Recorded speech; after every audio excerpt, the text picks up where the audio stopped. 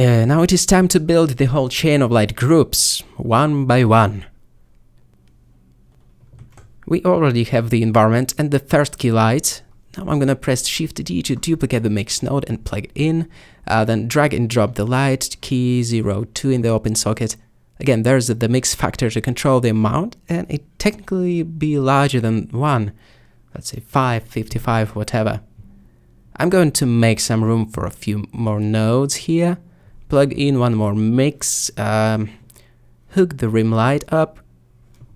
We will play with the ratios later. Now I'm just testing this stuff out.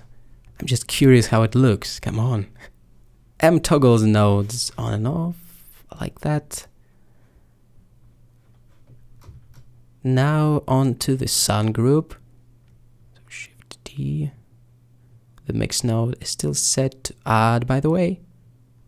Okay. Then the first practical to do.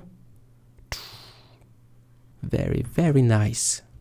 Let's fast track our setup a bit until pretty much everything is connected.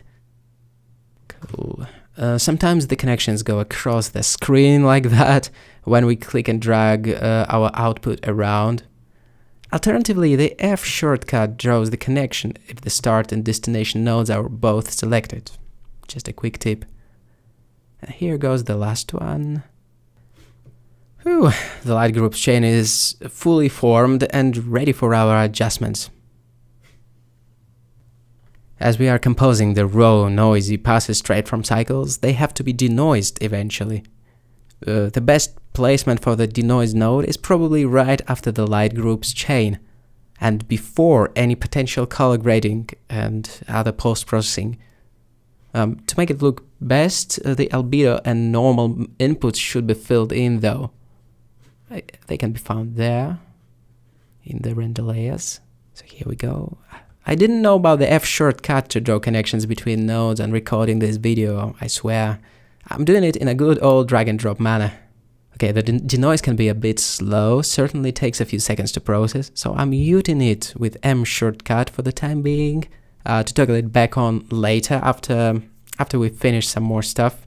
To double down on the sequence of actions, the post-pro adjustments of any kind, like color balance, will come into play after denoising, which will eventually be turned back on when we are ready to save the final composite, if that all makes sense.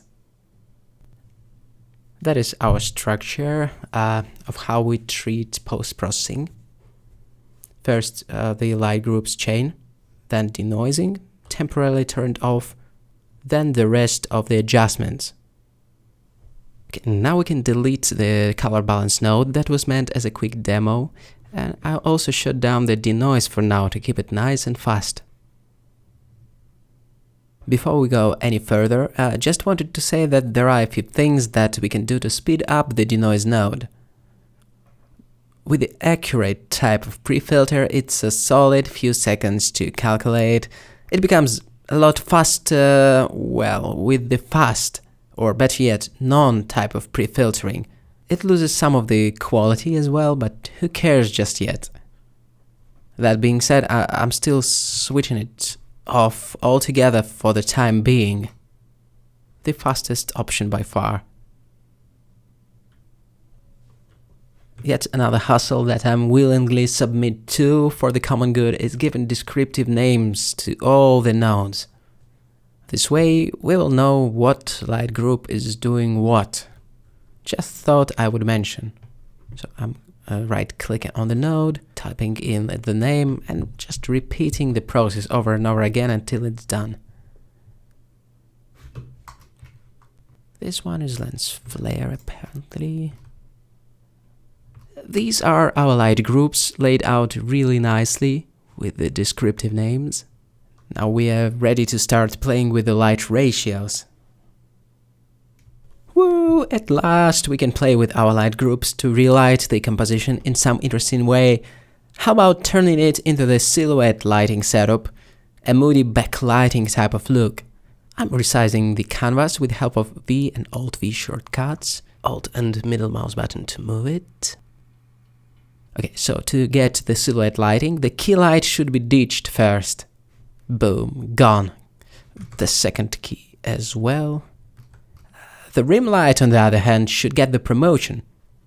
This is it. I'm gonna type in 5 in there, or even 15. And out of a sudden, it took a step forward, a dramatic moonlight situation. The environment ambience is a bit of a show breaker right now. We should dim it down. As it doesn't have a mix factor, we need to use the exposure node instead to control its contribution. The environment serves as our fill light, so technically we are going full chiaroscuro by negating it. So be it. Never mind, leaving just a little bit of ambient light, just a touch. I thought we could give our backlighting a more pronounced dramatic shade of blue. That can be done by interjecting the mix node before the rim light group, using the color blending mode, and changing the color to fairly saturated cyan or something. How saturated should it be? I don't know. I chickened out, to go with the full blue. Just some not very brave pale cyan. The sunshine should be ditched as well, so we can play our moonlight card. What else? Does it make sense to make our practical lights brighter? It would probably make sense to make it brighter in the night setting, right? I think so. How about some complementary color for it? Say a shade of orange to play with a warm versus cold contrast? How about that? Solid. Now giving some more exposure to the top practical as well. Let's see the background practicals on the right, or on the left rather, and on the right as well. Now thinking about reducing the exposure of the extra practical lights, to support the blob of darkness look. Okay, as for the dust, we'll just leave it be. It is okay. The sensor's backlighting could be a stronger focal point, all things considered, so multiplying its effect by, by 25.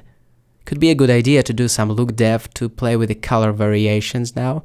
As it's one of the most prominent bright spots in the image right now, changing its color will affect the mood big way. No doubt about it. It is fairly amazing how easy it is to separate the lighting passes for different lights and emissive materials like that with light groups.